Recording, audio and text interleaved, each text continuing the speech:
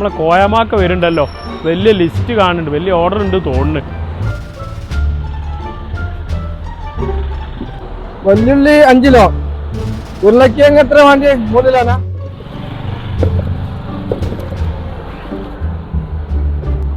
പിന്നെ 5 കിലോ നേന്ത്രപ്പഴം അല്ലേ? ഒരു 8 കിലോ തക്കാളി. ഉള്ളി എടുത്തു. വെളുത്തുള്ളി, ഇഞ്ചി അല്ലേ? ഇഞ്ചി 2 കിലോ. പറഞ്ഞ വെല്ലുള്ളി അടുത്തിന് വേറെ തോണ്ടി അല്ല, ആ സാധനമൊക്കെ ഞാൻ വാങ്ങിയിട്ടുണ്ട്, അപ്പുറത്തെ വീട്ടിൽ നിന്ന് വാങ്ങിയിട്ട്.